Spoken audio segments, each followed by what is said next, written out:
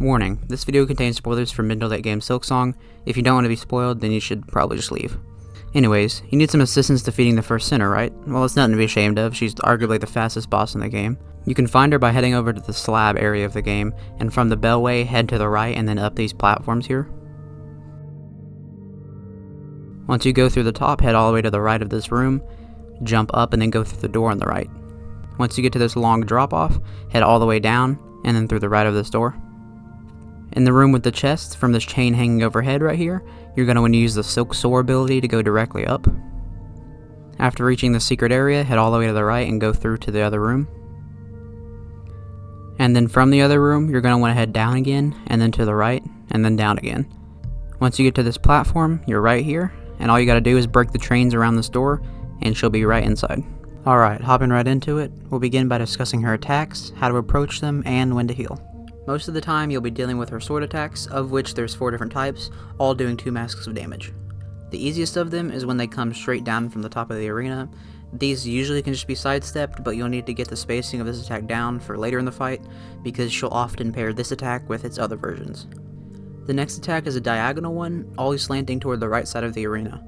I recommend trying to position yourself under the swords because the hitbox extends slightly above the silk line, and unless you can perform a double jump to dodge, it's best to just go beneath. The third attack can be the hardest to dodge depending on the phase she's in, and it's the 2 horizontal swords that go across the arena. This attack is simple on its own since you just have to jump or jump and dash through, but paired with the other attacks it can be pretty tricky. Watch out for where the attack starts, and sometimes instead of starting at one end of the arena and going to the other, it can actually start near the middle and give you even less time to dodge. Finally, the last sword attack is also pretty simple, where the swords cross at an X shape. If you're on either side of the attack, you can just simply walk in the opposite direction, but if you're right in the middle, you can do a high jump straight up and dodge that way instead. Now, something to keep in mind as the fight goes on, she'll ramp up the speed of the attacks, often using 3 or even 4 at the same time if you get bad RNG. When she uses multiple at once, they can be dodged, but it usually happens so fast you'll probably just have to take a hit there. Moving on to the other ones, she has 2 swiping attacks she mixes in with her sword ones. The first is a frenzy attack, where she runs from one side of the arena to the other, furiously swiping as she goes. The best way to dodge this attack is just to jump or pogo over her, and if you get hit, it can do up to 2 masks of damage. You can punish this attack by jumping over it and then dashing toward her from behind, but it's hard to time, so it might be best to just use that time to heal. Her last physical attack is 2 overhead swipes that do 2 masks of damage. This attack comes out fast, but it can easily be dodged by just dashing under her or jumping up and away. You can also dash away, but since she moves forward as she swipes, oftentimes you'll end up running into the swipe.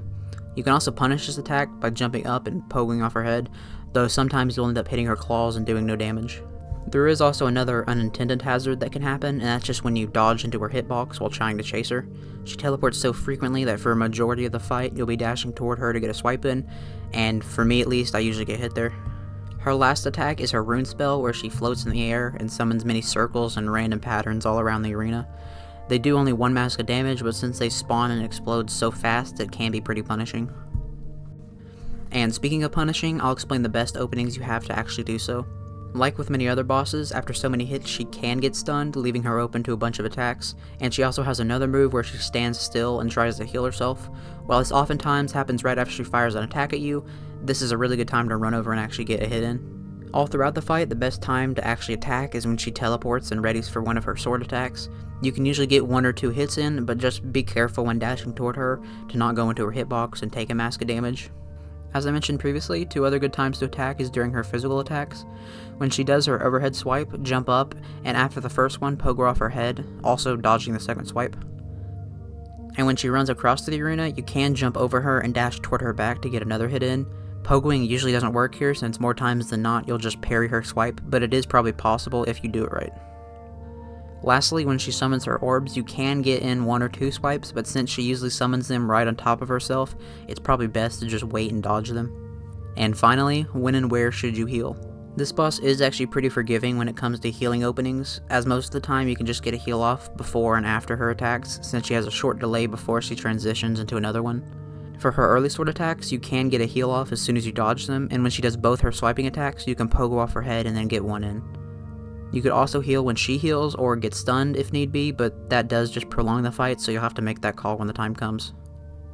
And that about covers this fight. It's definitely heavily reliant on reaction time, but it's also one of the most fun in the entire game in my opinion. Not only because it's just simple fun and good mechanics, but because it doesn't have a run back, unlike some other bosses. And if you enjoyed this video, please show some support by liking and subscribing. I love doing videos like this, and the support motivates me a lot to continue, so I hope you enjoyed. Bye.